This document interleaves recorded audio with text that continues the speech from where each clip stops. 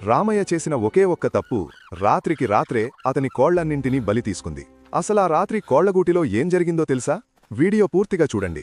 ఒక చీకటి రాత్రి రామయ్యకు తన కోళ్లగూటిలోంచి అరుపులు వినిపించాయి. కంగారుగా లాంతరు పట్టుకుని లోపలికి వెళ్లాడు. అక్కడ పైన ఒక గుడ్లగుబ్బ కనిపించింది.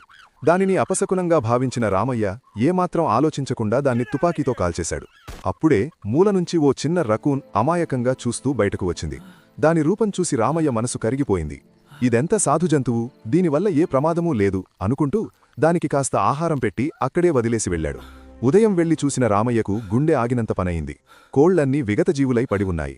తాను అమాయకమనుకున్న ఆ రకూన్ నెత్తుటి పంజాలను నాక్కుంటూ కూర్చుంది. అప్పుడు రామయ్యకు అసలు నిజం అర్థమైంది. తాను చంపిన గుడ్లగూబ తన కోళ్లను రక్షించే కాపలాదారు అని, తాను జాలిపడి బతికించిన జంతువే అసలైన వేటగాడు అని తెలుసుకొని కుప్పకూలాడు.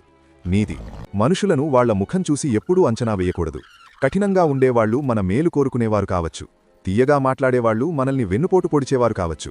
పైకి మంచిగా కనిపించేదంతా మంచి కాదు, చెడుగా కనిపించేదంతా చెడు కాదు. ఇలాంటి మరిన్ని ఇంట్రెస్టింగ్ కథల కోసం మినీ కథలు తెలుగు ఛానల్ను సబ్స్క్రైబ్ చేసుకోండి.